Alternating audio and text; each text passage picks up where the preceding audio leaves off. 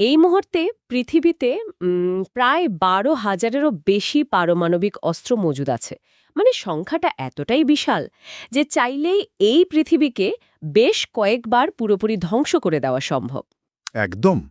আর সেটা ভাবলেই কিন্তু গা শিউরে ওঠে। ঠিক তাই। যে কোনো দিন যে কোনো মুহূর্তে একটা ভুল বোতাম চাপা হতে পারে আর পুরো মানব সভ্যতা ধুলোয় মিশে যেতে পারে। কিন্তু আশ্চর্যের বিষয় হলো তা তো হচ্ছে না। দ্বিতীয় বিশ্বযুদ্ধের পর থেকে বল শক্তিগুলোর মধ্যে সরাসরি কোনো বিশ্বযুদ্ধ হয়নি। কেন? হ্যাঁ, এটাই আসলে সবচেয়ে বড় ধাঁধা। তো চলুন আজ আমরা আন্তর্জাতিক সম্পর্কের সেই অদৃশ্য কাঠামোটি নিয়ে একটু খুলে বলি, যা প্রতিদিন আমাদের এই ধ্বংসের হাত থেকে বাঁচিয়ে রাখছে। আমরা জানব কিভাবে রাষ্ট্রগুলো শান্তি বজায় রাখার চেষ্টা করে, কেন তারা যুদ্ধে জড়ায়, WMD বা মারণাস্ত্রের যুগে ডেটারেন্স বা প্রতিরোধের তত্ত্ব কিভাবে কাজ করে, আর এই পৃথিবীকে টিকিয়ে রাখতে চুক্তির গোলক ধাঁধাগুলো কতটা কার্যকর। রাইট। আর এই বিষয়গুলো শুধু রাষ্ট্রবিজ্ঞান বা কূটনীতির ভারী বইয়ের পাতায় আটকে নেই। আন্তর্জাতিক সম্পর্কের এই সমীকরণগুলো আসলে আমাদের প্রতিদিনের অস্তিত্বর সঙ্গেই জড়িয়ে আছে। একদম। আমরা যখন সংঘাত বা শান্তি নিয়ে কথা বলি তখন কেবল অভিধানের সংজ্ঞায় আটকে থাকলে চলবে না। আমাদের বুঝতে হবে এর পেছনের কারণগুলো, মানে রাষ্ট্রগুলো কেন এমন আচরণ করে, আর বর্তমান বিশ্বে এর সুদূরপ্রসারী প্রভাব কতটা গভীরে, সেটাই আজ আমাদের মূল আলোচনার জায়গা। তো অস্ত্র বা সংঘাত নিয়ে কথা বলার আগে একদম ভিত্তিমূল থেকে শুরু করা যাক। শান্তি আসলে কি? আন্তর্জাতিক সম্পর্কের আলোচনায় বিশেষ করে পিস রিসার্চের একজন পথিকৃৎ কেনেথ বোল্ডিংয়ের একটা খুব চমৎকার তত্ত্ব আছে। হ্যাঁ, বোল্ডিংয়ের তত্ত্বটা খুবই ইন্টারেস্টিং। রাইট। তিনি শান্তিকে কেবল একটা সাধারণ ধারণা হিসেবে দেখেননি, তিনি একে দুটো দিকে ভাগ করেছেন, নেগেটিভ শান্তি এবং পজিটিভ শান্তি। আর বোল্ডিংয়ের এই বিভাজনটি কিন্তু আন্তর্জাতিক রাজনীতি বোঝার পুরো দৃষ্টিভঙ্গিটা বদলে দেয়। নেগেটিভ শান্তি বলতে তিনি বুঝিয়েছেন কেবল যুদ্ধ বা প্রত্যক্ষ সংঘাতের অনুপস্থিতিকে। শুধু মারামারি হচ্ছে না, এটাই। হ্যাঁ, ধরুন দুটো দেশ সীমান্তে একে অপরের দিকে গুলি ছুটছে না। বাইরে থেকে দেখলে মনে হবে বাহ, বেশ শান্তি বিরাজ করছে, কিন্তু ভেতরে ভেতরে তাদের সম্পর্ক হয়তো চূড়ান্ত বৈরী, কূটনৈতিক যোগাযোগ বন্ধ, আর যে কোনো মুহূর্তে যুদ্ধ বেঁধে যাওয়ার মতো একটা উত্তেজনা কাজ করছে। বুঝতে পেরেছি। এটাকে তো সত্যিকারের শান্তি বলা যায় না।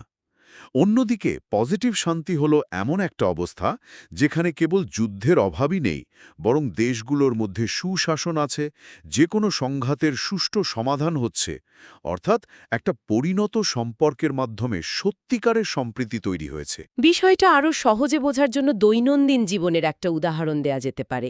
ধরুন একজন মানুষ নিয়মিত ব্যায়াম করেন, ডায়েট করেন এবং পুরোপুরি ফিট। এটা হলো পজিটিভ শান্তির মতো। হ্যাঁ, চমৎকার অ্যানালজি। প্রতিরোধ ক্ষমতা একদম দুর্বল, কোনো মতে শরীরের রোগটা নেই আর কি। এই দ্বিতীয় অবস্থাটি হলো নেগেটিভ শান্তি।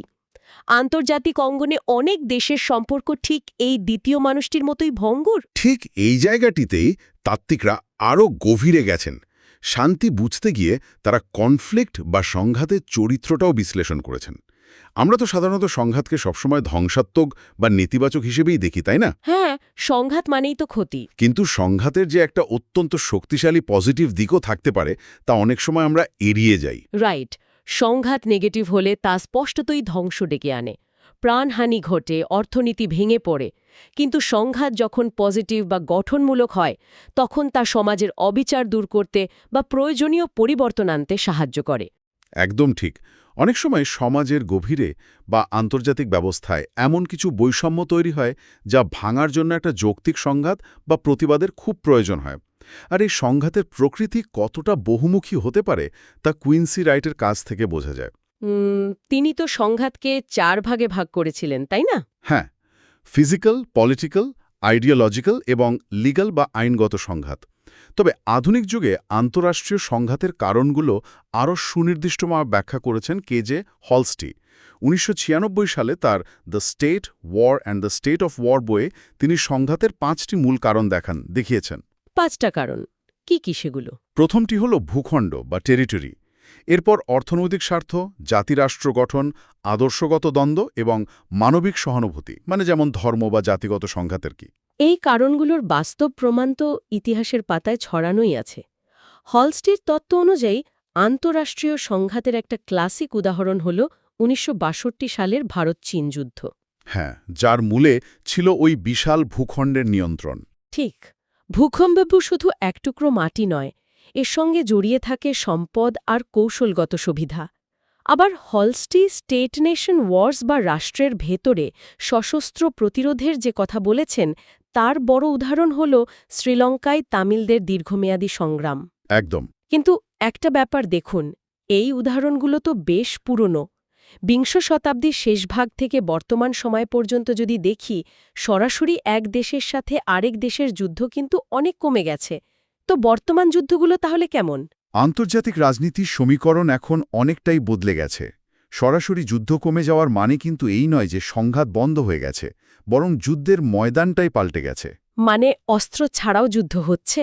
হ্যাঁ, পুরনো আমলের ন্যাশনালিজম, জেনোসাইড বা কোল্ড ওয়ারের মতো আদর্শগত যুদ্ধের জায়গায় এখন এসেছে এমন কিছু রণকৌশল যা খালি চোখে দেখাই যায় না।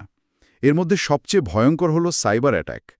এখন তো শত্রুর বিদ্যুৎ কেন্দ্র ধ্বংস করতে যুদ্ধবিমান পাঠাতে হয় না, একটা শক্তিশালী ম্যালওয়্যারই যথেষ্ট। আর এর সাথে এআই আর সোশ্যাল মিডিয়াও তো আছে।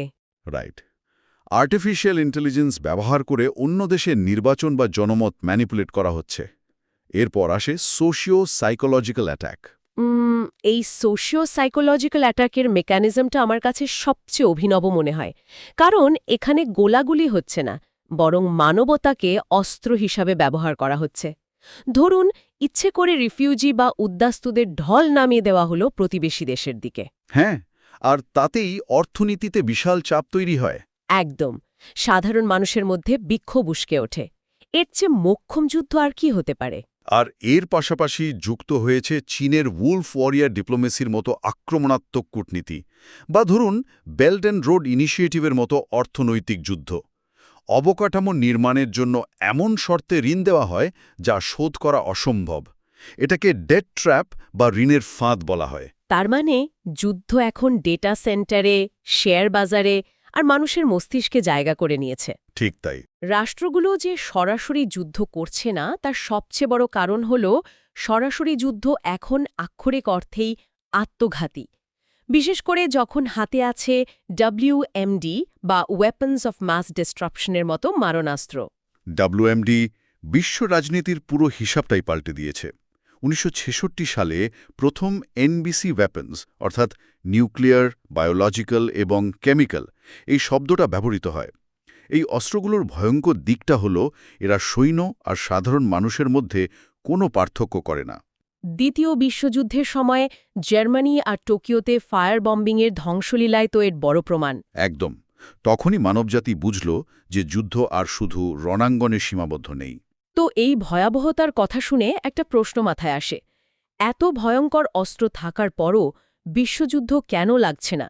এটা কি এক ধরনের বিশাল ও ভয়ঙ্কর গেম অফ চিকেন খেলার মতো নয়?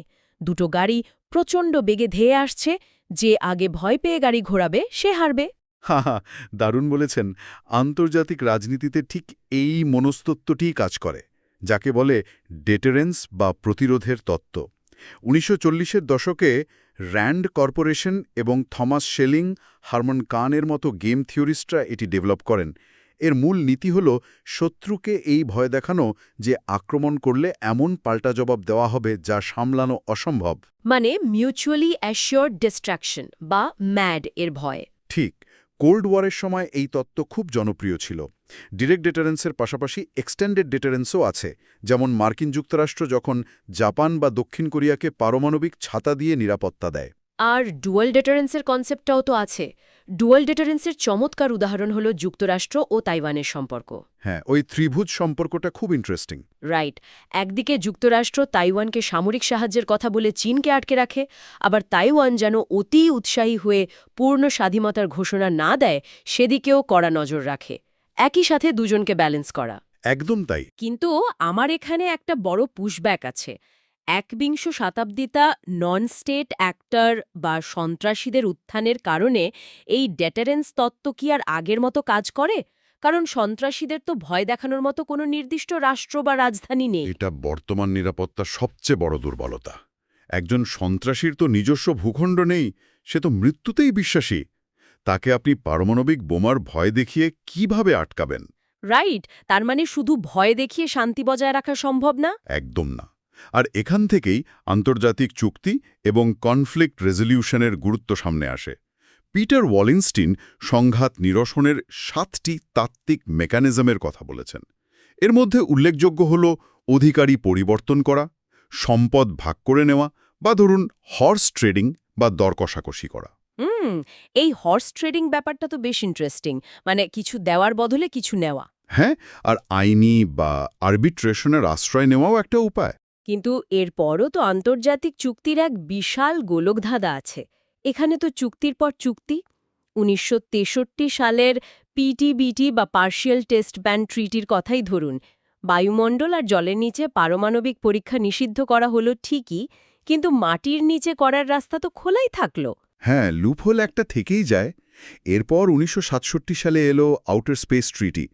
তবে সবচেয়ে আলোচিত হল ১৯৬৮ সালের এনপিটি বা নিউক্লিয়ার নন প্রলিফারেশন ট্রিটি।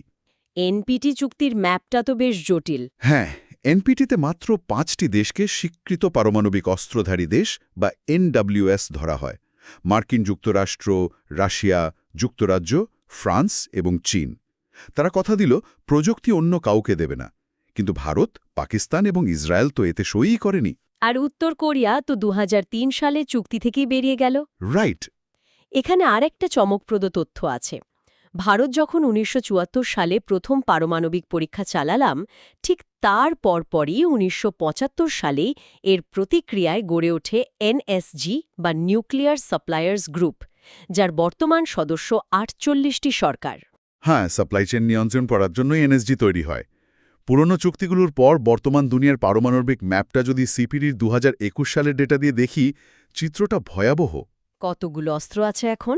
রাশিয়ার হাতে সর্বোচ্চ ৬,২৫৫টি এবং যুক্তরাষ্ট্রের হাতে ৫,৫৫০টি ওয়ারহেড রয়েছে। আর সবচেয়ে কম রয়েছে উত্তর কোরিয়ার হাতে, ওই ধরুন ৫০টির মতো। এই বিপুল অস্ত্রের বিপরীতে একটা অদ্ভুত বৈপরীত্য বা কন্ট্রাস্ট দেখুন। ২০১৭ সালে টিপিএনডব্লিউ নামে একটা চুক্তি হয়, যা সব ধরনের পারমাণবিক কার্যক্রম নিষিদ্ধ করে। ১২২টি দেশ এর পক্ষে ভোট দিলেও মজার এবং ভীতিকর ব্যাপার হল, কোনো পারমাণবিক শক্তিধর দেশ, এমনকি ভারতও এই চুক্তিতে সই করেনি। ক্ষমতা কেউ ছাড়তে চায় না আসলে। আর তাই অস্ত্রবিস্তার রোধে গড়ে উঠেছে বিভিন্ন এক্সপোর্ট কন্ট্রোল বা রপ্তানি নিয়ন্ত্রণ কর্তৃপক্ষ। এই গ্রুপগুলো অনেকটা এক্সক্লুসিভ ক্লাবের মতো, তাই না? যারা সিদ্ধান্ত নেয় বিপজ্জনক জিনিসপত্রের রেসিপি বা উপাদান তারা কাউকে দেবে না। একদম ঠিক বলেছেন। যেমন ১৯৭১ সালে তৈরি হওয়া জ্যাঙ্গার কমিটি, যারা একটা ট্রিগার লিস্ট মেনটেইন করে। এরপর ১৯৮৫ সালে অস্ট্রেলিয়া গ্রুপ রাসায়নিক ও জৈব অস্ত্রের বিস্তার রোধে কাজ করে। আর মিসাইলের জন্য তো এমটিসিআর আছে। রাইট, ১৯৮৭ সালের এমটিসিআর, যারা ৫০০ কেজি পেলোড ও ৩০০ কিলোমিটারের বেশি রেঞ্জের মিসাইল প্রযুক্তি নিয়ন্ত্রণ করে। এছাড়া ১৯৯৬ সালের ওয়াসেনার অ্যারেঞ্জমেন্ট আছে, যা ৪২ সদস্যের একটি স্বেচ্ছামূলক জোট। ডুয়াল ইউজ প্রযুক্তি নিয়ন্ত্রণের জন্য। এর বাইরেও কিন্তু বিভিন্ন নিউক্লিয়ার ওয়েপন ফ্রি জোন বা অস্ত্রমুক্ত অঞ্চলের চুক্তি আছে, যেমন আফ্রিকার জন্য প্যালেন্ডা বা ট্রিটি, ল্যাটিন আমেরিকার জন্য তেলাতেলোকো ট্রিটি। হ্যাঁ, এমনকি ১৯৭৯ সালের মুন ট্রিটিও আছে, যা চাঁদের সামরিকীকরণ নিষিদ্ধ করে। কিন্তু চুক্তিগুলো তো সবসময় টেকসই হয় না। যেমন ১৯৭৯ সালের সল্ট ২ কখনোই র্যাটিফাই করা হয়নি। আর ১৯৮৭ সালের আইএনএফ চুক্তি থেকেও তো মার্কিন যুক্তরাষ্ট্র আনুষ্ঠানিকভাবে বেরিয়ে গেছে। চুক্তি অনেক সময়ই রাজনৈতিক সদিচ্ছার উপর নির্ভর করে। তো আলোচনার একদম শেষ পর্যায়ে আমরা চলে এসেছি। আমরা কেনেথ পোল্ডিংয়ের পজিটিভ পিস বা ইতিবাচক শান্তির দার্শনিক ধারণা দিয়ে শুরু করেছিলাম। এরপর ডব্লিউএমডি এর ভয়াবহতা, ডিটারেন্সের স্নায়ুক্ষী গেম থিওরি এবং পৃথিবীকে নিরাপদ রাখতে বিশ্বের এই শত শত চুক্তি ও এক্সক্লুসিভ ক্লাবের চেষ্টার কথা জানলাম। হ্যাঁ, একটা লম্বা জার্নি। কিন্তু বিদায় নেওয়ার আগে শ্রোতাদের জন্য ভাবনার কিছু খোরাক রেখে যাওয়া দরকার। নিশ্চয়ই। আলোচনার একটা পর্যায়ে আমরা সংঘাতের পরিবর্তিত রূপে সাইবার অ্যাট্যাক এবং এআই বা আর্টিফিশিয়াল ইন্টেলিজেন্সের কথা বলেছিলাম। আর আমরা দেখেছি ডিটারেন্স কাজ করে মূলত ধ্বংসের ভয় দেখানোর মাধ্যমে। মানুষ ভয় পায় বলেই যুদ্ধে জড়ায় না। রাইট। কিন্তু ভেবে দেখুন, ভবিষ্যতে যখন সাইবার স্পেসে বা রণাঙ্গনে আর্টিফিশিয়াল ইন্টেলিজেন্স স্বাধীনভাবে সিদ্ধান্ত নেবে, তখন কি হবে? একটি অ্যালগোরিদম বা যন্ত্রের তো ধ্বংস হওয়ার কোনো ভয় নেই। তাহলে কি যন্ত্রের যুগে আমাদের দশকের পর দশক ধরে গড়ে তোলা এই ডিটারেন্স বা প্রতিরোধের তত্ত্বটি পুরোপুরি অকেজো হয়ে যাবে? ও ওয়াও, ডেটারেন্সকে তো তখন আর ভয়ের উপর দাঁড় করানো যাবে না। ঠিক তাই। মৃত্যুভয়হীন একটা যন্ত্রের সামনে আমাদের পুরনো দিনের সমীকরণগুলো কিভাবে কাজ করবে, সেটা সত্যিই এক বিরাট প্রশ্ন। অবিশ্বাস্য একটা চিন্তার জায়গা। সত্যিই তো, যন্ত্রের যুগে শান্তি টিকিয়ে রাখার নতুন ফর্মুলা তাহলে কি হবে, সেটা সময়ই বলে দেবে। তো আজ এ পর্যন্তই। আশা করি এই গভীর আলোচনাটি সবার ভালো লেগেছে।